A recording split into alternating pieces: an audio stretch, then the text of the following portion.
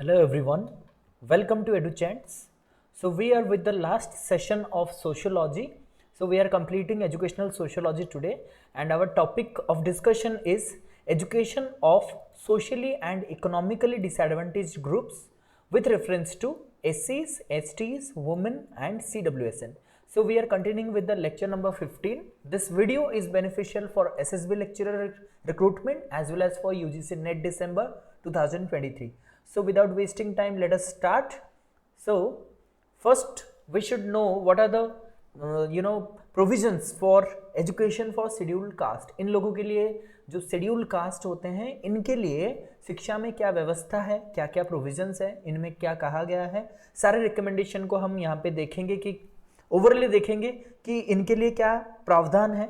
ऐसा नहीं है कि हम हर एक पॉलिसी वाइज हर एक डॉक्यूमेंट वाइज जाएं, क्योंकि हमारे पास जितने भी सारे चीज़ें हैं मैंने सोशियोलॉजी में पहले ही बताया है आपको कि कुछ चीज़ें टेक्निकल चीज़ें याद रखने वाला होता है, बाकी सब जो है आपको वैसे ही आपको मतलब ऑप्शन में से ही पता करना होता है। ठीक है, इसमें ज़्यादा टाइम वेस्ट करने की कोई ज़रूरत नहीं है, जो इम्पॉर्टेंट है उसी को हम डिस्कस करेंगे। पहले हम देखेंगे एससीज के लिए यानी जो शेड्यूल्ड कास्ट होते हैं उनके लिए शिक्षा में क्या प्रावधान होता है।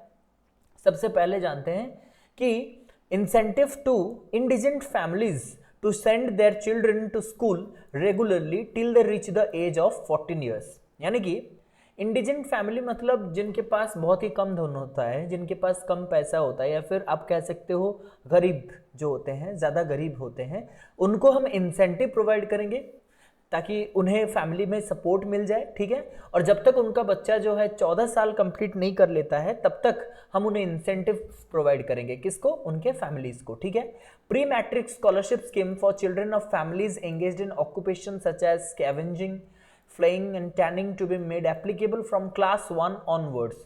यानी कि जिनके माता पिता जो है, फैमिली जो है, उनका परिवार अगर स्कैवेंजिंग यानी कि जो झाड़ू पोछा लगाने का काम करते हैं या तो फिर चमड़ा जो साफ करते हैं ना वो काम करते हैं, ठीक है, अगर वैसा कोई छोटा मोटा काम करते हैं तो उन्हें स्कॉलरशिप प्रोवाइड किया जाए, उन्हें क्लास 1 से ही उन्हें स्कॉलरशिप मिले ताकि जो बच्चे हैं वो पढ़ाई कर सके। ठीक है, क्योंकि देखिए ये काम जो हम बेसिकली अगर कॉन्सेप्ट के डीप में थोड़ा सा जाएंगे, मतलब हम यहाँ पे कोई डिवीजन की बात नहीं कर रहे हैं, कोई यानी डिस्क्रिमिनेशन की बात नहीं कर रहे हैं, लेकिन देखा जाए तो जो एससी होते हैं, ठीक है, जो जाति होते हैं, ये मतलब उनका विभाजन कैसे हुआ, उनके कर्म पे आधारित होता है। यानी कि उनका जो काम होता है, जो हम बोलते हैं ना एंसेस्ट्रल जो काम होता है उनका, ठीक है, वो उसके ऊपर आधारित। जैसे कि मान लीजिए फॉर एग्जाम्पल धोबी कौन होते हैं? जो कपड़ा साफ करते हैं, तो वो हो गए एससी। वैसे ही उनके मतलब कर्मों के ऊपर उनका जो काम होता है, जो एंसेस्ट्रल काम होता है,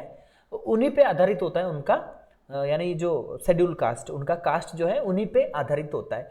तो अगर किसी का काम छोटा है, यानी कि जैसे कि यहाँ पे आप देख रहे हो, अगर कोई झाड़ू पोछा लगा रहा है, कोई चमड़ी का काम कर रहा है, तो फिर उनके बच्चे एससी होंगे, यानी कि जो शेड्यूल्ड कास्ट होंगे, तो उनके लिए हमें स्कॉलरशिप प्रोवाइड कराना है ताकि उनके फैमिली को भी सपोर्ट मिले और वो बच्चों को पढ़ाई के लिए छोड़ सके। Recruitment of teachers from scheduled caste, जब हम उन्हीं के कम्युनिटी से कोई टीचर को रिक्रूट करते हैं तो उन्हें कंफर्टेबल महसूस होता है, और सबसे इंपॉर्टेंट वो टीचर जो है ना, जो एससी कम्युनिटी से आया है, वो बच्चों को अच्छे से समझ पाएगा कि उनमें क्या प्रॉब्लम है, उनको क्या चाहिए, मतलब उनका grass root problem, grass root challenge उनको समझ में आएगा। ठीक है, then provision of facilities for SC students in student hostel at district headquarter. यानी कि आपको पता ही होगा कि एससी एसटी जो होते हैं उनके लिए फैसिलिटीज होते हैं हमारे हॉस्टल में, हमारे इंस्टीट्यूशन में, तो उनको फैसिलिटीज प्रोवाइड किए जाएंगे। ठीक है, location of school buildings, balwadis and adult education centre in such a way as to facilitate full participation of schedule caste. उनका जो मान लीजिए अब जो शेड्यूल कास्ट है वो तो कहीं महल में नहीं रहेंगे, तो डेफिनेटली वो जहाँ पे भी उनका जो बस्ती रहेगा या फिर उनका जो वो रहते हैं, जहाँ पे उनका गांव है या फिर उनका जो घर है, उसी के आसपास हमारा स्कूल बिल्डिंग, बालवाड़ी और अडल्ट एजुकेशन सेंटर होना चाहिए ताकि वो वहाँ पे पार्टिसिपेट कर सके, वहाँ पे पढ़ सके। ठीक है, constant micro planning and verification to ensure that the enrolment, retention and successful completion of courses. यानी कि हर एक चीज़ का अच्छे से प्लान कराना चाहिए, वो भी ग्रास रूट लेवल से माइक्रो प्लान करना चाहिए। उसके साथ उसको वेरीफाई कराना चाहिए कि हमारा जो एनरोलमेंट हो रहा है कि नहीं हो रहा है, रिटेंशन हो रहा है कि नहीं हो रहा है, और सक्सेस हो रहा है कि नहीं हो रहा है, ठीक है, क्या प्रॉब्लम है, इसको अगर हम अच्छे से रेगुलेट करेंगे तो हमारा ये जो एजुकेशन फॉर एससी जो हम कोशिश कर रहे हैं वो सक्सेसफुल हो सकता है। और भी बहुत सारे ऐसे हैं जो कि हम कंटिन्यू करेंगे, मतलब कि एससीज के लिए और क्या हो सकता है, जैसे कि टू प्रोवाइड फ्री यूनिफॉर्म, जो कि आपको पता होगा जब आप सरकारी स्कूल में पढ़ाई करते हो तो वहाँ पे जो एससीज होते हैं उनके लिए फ्री यूनिफॉर्म होता है, फ्री टेक्स्ट बुक्स भी होते हैं, उसके साथ ही साथ एबोलिशन ऑफ ट्यूशन फी।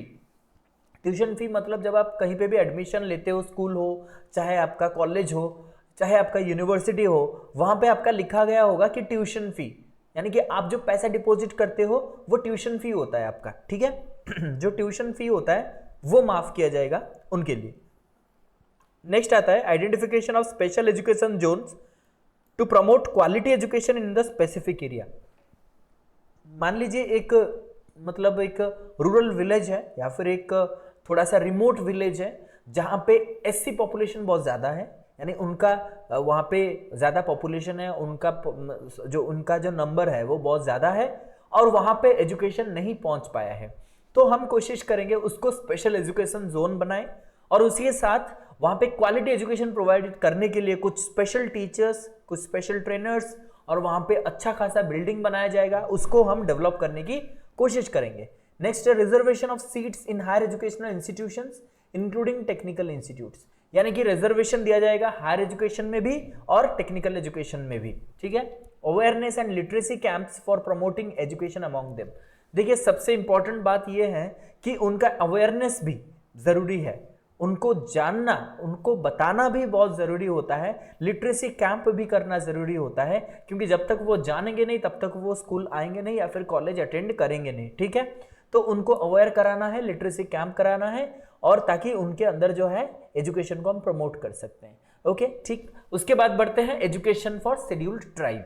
जो शेड्यूल्ड ट्राइब होते हैं, जनजाति बोले जाते हैं, तो वो बेसिकली उनका जो दे आर एबोरिजिन्स, वो क्या करते हैं, वो अपना जो जंगल हो गया या फिर जो गांव हो गया, उनका जो इलाका होता है वो वहाँ के मतलब सबसे परमानेंट होते हैं। हम तो मतलब जंगल काट के आज वहाँ पे हम घर बना रहे हैं, इंडस्ट्री बना रहे हैं, लेकिन वो सबसे पुराने और सबसे पहले से ही वहाँ पे थे, ठीक है, मतलब वो उनका ही है। तो आपने देखा ही होगा, बहुत सारे मूवीज में भी देखा होगा, कंतारा आपने देखा ही है, कितना फेमस हुआ और क्यों हुआ, क्योंकि वो भी सही थे, क्योंकि उनका जो है ना वो ही उनका घर है, वही उनका इलाका है, तो मतलब वो प्यार करते हैं अपने प्रकृति से और प्रकृति प्यार करता है उनसे। तो वो जो स्टूडेंट्स हैं बिलोंगिंग टू शेड्यूल्ड ट्राइब, जहाँ पे वो मतलब पले बढ़े हैं, तो उनके लिए हम क्या करेंगे, उनके लिए क्या कर सकते हैं, opening up of primary schools in tribal areas under the Jawahar रोजगार योजना and tribal welfare scheme etcetera. उनका जो ट्राइबल वेलफेयर स्कीम है या फिर जवाहर रोजगार योजना है, उसके तहत हम क्या करेंगे, बहुत सारे प्राइमरी स्कूल्स बनाएंगे ट्राइबल एरिया में, ताकि उन्हें प्राइमरी एजुकेशन पहले मिले। देखिए मतलब पढ़े बिना ही चले जाना या फिर ना पढ़ना से, जो वो पढ़ नहीं रहे हैं, ठीक है, बिना पढ़ाई से अब एटलीस्ट प्राइमरी स्कूल अगर अटेंड करेंगे तो थोड़ा बहुत ज्ञान आ ही जाएगा कि प्राइमरी एजुकेशन के बाद उन्हें और भी आगे जाना है, ठीक है। To develop the curricula and devise instructional materials in tribal language, याद रखिएगा ट्राइबल लैंग्वेज में हम इंस्ट्रक्शनल मटेरियल, किताबें, ठीक है, जो भी हम पिक्चर पढ़ाएंगे दिखाएंगे, और हमारा करिकुला यानी कि जो हमारा पठन कार्यक्रम रहेगा, ये सारा कुछ जो होगा वो ट्राइबल लैंग्वेज में बनाया जाएगा, उन्हीं के भाषा में बनाया जाएगा एट द इनिशियल स्टेज।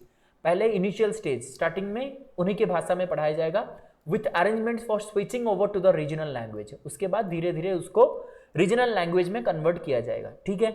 मान लीजिए अगर झारखंड की बात करें, झारखंड में संथाली ट्राइब सबसे ज़्यादा होते हैं, तो वहाँ पे उनको संथाली ट्राइब में ही उनको पढ़ाया जाएगा सबसे पहले।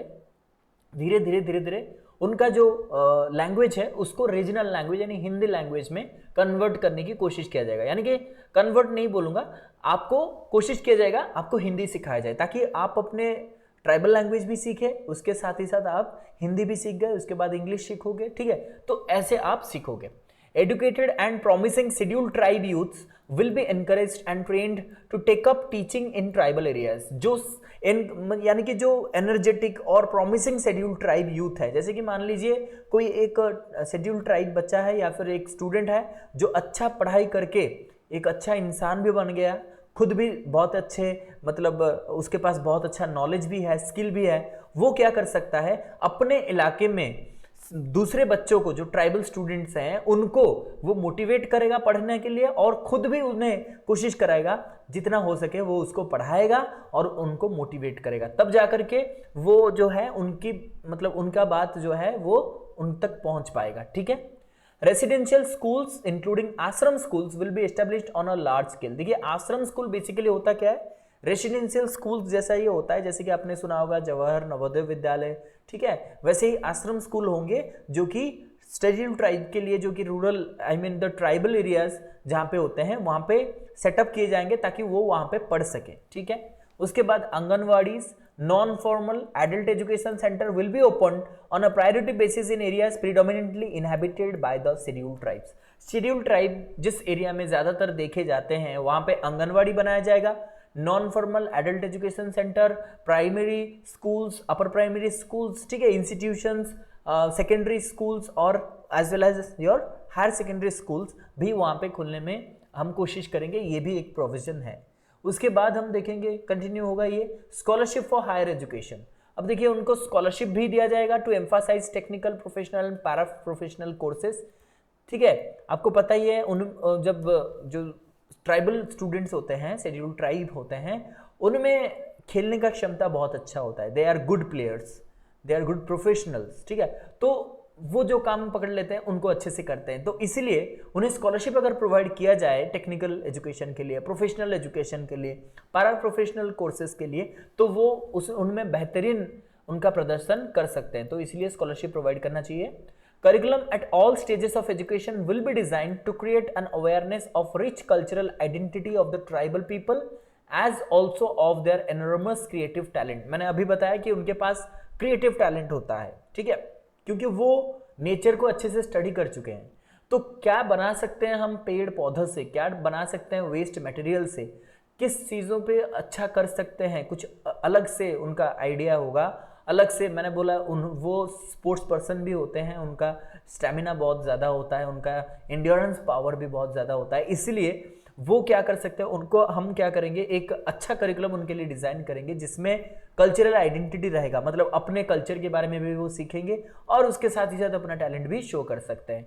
To provide free uniform and text book, uniform text book free provide किए जाएंगे, वही ट्यूशन फी माफ किया जाएगा। SEZ वहाँ पे भी हम स्पेसिफाई करेंगे क्योंकि उनका जो जोन होगा वो भी स्पेशल एजुकेशन जोन में आएगा। उसके बाद reservation of seats in higher educational institution including technical institute, reservation रहेगा उनके लिए सीट्स, जो कि होता ही है, फिलहाल हो रहा है, तो ये सारे प्रोविजंस है। उसके साथ साथ अवेयरनेस चाहिए, अगर अवेयर नहीं करेंगे, उन्हें लिटरेसी कैंप नहीं कराएंगे, तो आज भी बहुत सारे ट्राइबल एरिया हैं जहाँ पे एजुकेशन नहीं पहुँच पाया है।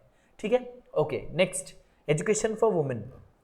अब देखिए वुमेन जो है, हम बोलते हैं ना कि दोनों बराबरी के होने चाहिए, ठीक है, हर कोई चीज़ बराबरी का होना चाहिए, तो इसलिए एजुकेशन भी बराबरी होना चाहिए। ठीक है। तो इसमें बहुत सारे इंपॉर्टेंट प्रोविजन है, अच्छे से देखिएगा, ठीक है, जो भी आपको लगे कि आप ऐड कर सकते हो, you can add up them, लेकिन जो इंपॉर्टेंट पॉइंट्स हैं वो हम यहाँ पे डिस्कस करेंगे। उसके अलावा भी बहुत सारी चीज़ें हैं, क्योंकि दुनिया भर में और आज तक वुमेन, SCs, ST, CWSN, इनके ऊपर बहुत चर्चा हो चुका है, इनके लिए बहुत सारे मिशन, बहुत सारे प्रोग्राम, बहुत सारे यानी जो फ्लैगशिप प्रोग्राम सब हो चुके हैं। तो यहाँ पे जो इम्पोर्टेंट है हम उसी को डिस्कस करते हैं और उसके बाद भी आप बहुत सारी चीज़ें ऐड कर सकते हो। ठीक है। तो देखिए एक हो गया साक्षर Bharat mission for female literacy, 2008 में इसको लॉन्च किया गया था, ठीक है, जो कि साक्षर भारत यानी कि जो सबको साक्षर बनाना यानी सबको लिटरेट बनाने के लिए ये कहा गया था, और फीमेल लिटरेसी को बेसिकली ये टारगेट करता है। ठीक है। उसके बाद आ गया Sabla, Rajiv Gandhi scheme for empowerment of adolescent girls, यानी कि जो टीनएजर गर्ल्स होते हैं उनके एज में आपको पता ही है उनको थोड़ा सा न्यूट्रिशन ज़्यादा चाहिए, न्यूट्रिशन डेफिशिएंसी होता है, बोन डेफिशिएंसी यानी बोन वीक होता है, तो ये सारी चीज़ों को टारगेट करके उन्हें कैसे न्यूट्रिशन प्रोवाइड किया जा सकता है और उनका कैसे हाइजीन का ध्यान रखा जा सकता है। ठीक है। उनको जो फाइबर चाहिए, जो यानी जो प्रोटीन चाहिए वगैरह, ये सारे जो होते हैं ना, ये सारी चीज़ें उनको कैसे प्रोवाइड किए जाएंगे, ये इसके अंडर में आता है। नेक्स्ट आता है RTE एक्ट और राइट टू एजुकेशन एक्ट, जिसको हम RCFCE एक्ट भी बोलते हैं। RCFCE यानी right of children to free and compulsory education, दोनों सेम ही है। तो RT एक्ट 2009 में आया था। इसमें क्या हुआ था आपको पता ही है, it has become a fundamental right to provide free and compulsory education to every child between the age group of 6 to 14, 6 से 14 साल की उम्र के सारे बच्चों को free and compulsory education provide किया जाएगा, जिसमें वुमेन भी आते हैं। देन KGBVs यानी कस्तूरबा गांधी बालिका विद्यालय जो हैं वो सेटअप किए जाएंगे फॉर गर्ल्स, और बेसिकली ये रेसिडेंशियल स्कूल्स होंगे। अब कस्तूरबा गांधी बालिका विद्यालय पहले हुआ करता था आपका सेकेंडरी तक, अब जो है NEP 2020 में कहा गया इसको 12th तक बढ़ा दिया जाएगा, ताकि लड़कियां जो है ना वो KGBVs में रह के पढ़ सके अप टू क्लास 12। नेक्स्ट है NPEGEL national programme for education of girls at elementary level. यहाँ पे किया जाता है क्या, आपको नाम से ही पता चल रहा है कि ये एक नेशनल मिशन है जहाँ पे लड़कियों को एलिमेंट्री लेवल तक सपोर्ट किया जाता है। जैसे कि वीक जो मतलब पढ़ाई में थोड़ा सा वीक है या फिर ड्रॉप आउट कर जाते हैं, शादी वगैरह उनका हो जाता है, चाइल्ड मैरिज वगैरह, ठीक है।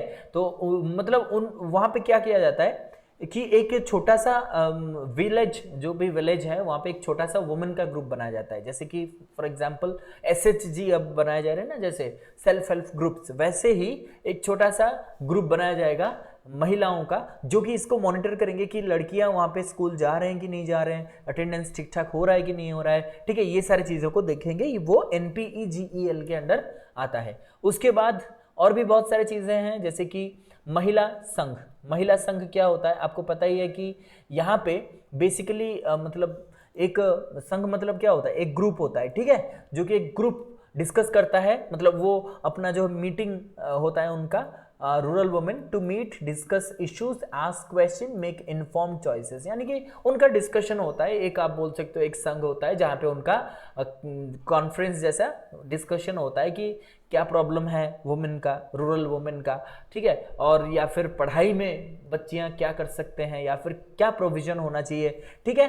तो इसको डिस्कस किया जाता है। देन RMSA यानी राष्ट्रीय माध्यमिक शिक्षा अभियान, आपको पता ही है, hostel, girls hostel at primary at secondary level, ये सभी का प्रयास भी हो रहा है। To provide free uniform text book हो ही रहा है। उसके बाद धनलक्ष्मी स्कीम, जो आपको पता ही है कि जो गर्ल चाइल्ड अगर मतलब आपके घर में है या फिर गर्ल चाइल्ड अगर पैदा होता है तो उनके लिए जो 3 कंडीशन है, at birth and registration of birth register करना है, देन इम्यूनाइज करना है, उसके बाद उनका स्कूल में एनरोलमेंट कराना है, तब जा करके ये स्कीम आपको अवेलेबल होगा। तो ऐसे करके वो प्रोवाइड कर रहे हैं क्या, गर्ल चाइल्ड एजुकेशन, ठीक है, यानी कि वुमेन एजुकेशन आप कह सकते हो, ये प्रमोट किया जा रहा है। और लास्ट में आता है आपका education for CWSN, education for children with special need, ठीक है। तो उनके लिए बहुत सारे रिकमेंडेशन आपका RCI एक्ट कर चुका है, ठीक है, rehabilitation council of India, PWD act कर चुका है, पर्सन विद डिसेबिलिटी एक्ट, उसके बाद RPWD act, right of person with disabilities. तो इन सभी को हम स्पेसिफिकली नहीं लिख रहे हैं, अब प्रोविजन जो है उनको हम सीरियली लिख रहे हैं, इसमें जो भी प्रोविजंस आपके रहेंगे, ठीक है। तो सबसे पहले देखिए, wherever it is feasible the education of children with motor handicaps and other mild handicap will be common with that of others, ठीक है। जो मोटर हैंडीकैप होते हैं और माइल्ड हैंडीकैप होता है तो उनके लिए शिक्षा एक प्रकार का होना चाहिए, यानी सभी के लिए, यानी जो हैंडीकैप होते हैं, जो विकलांग होते हैं, मतलब बेसिकली जो होते हैं उनके लिए कॉमन एजुकेशन रहेगा तो बेटर रहेगा। यहाँ पे प्रोविजन ये है, special school with hostel will be provided as far as possible at district headquarter for severely handicap children. जो सीवियरली हैंडीकैप चिल्ड्रन है, जो कि सीवियरली उन्हें मतलब जैसे कि आपको पता ही है 4 लिम्स होते हैं, इनमें से अगर आपके 2 या फिर 2 से ज़्यादा लिम्स आपके काम नहीं कर रहे हैं, you are handicap, then you will be provided a hostel at your district headquarter, ठीक है। डिस्ट्रिक्ट हेडक्वार्टर में आपको एक हॉस्टल दिया जाएगा अगर आपका जो तबीयत है, यानी जो आपका हैंडीकैप है वो बहुत ज़्यादा सीरियस है। Adequate arrangements will be made to give vocational training to the disabled, मतलब हम कोशिश करेंगे वो सारे अरेंजमेंट कराएंगे जिससे एक डिसेबल्ड बच्चे को भी वोकेशनल ट्रेनिंग, यानी कि जो वैषयिक शिक्षा है वो हम प्रोवाइड कर सकें। Teachers training programme will be reoriented in particular for teachers of primary classes to deal with special difficulties of the handicapped children, यानी टीचर ट्रेनिंग सबसे इंपॉर्टेंट है, क्योंकि बच्चों को जो हैंडीकैप बच्चे होते हैं, जो विकलांग होते हैं या फिर जो चिल्ड्रन विद स्पेशल नीड होते हैं, उनको पढ़ाने के लिए कोई टीचर ही पढ़ाएगा।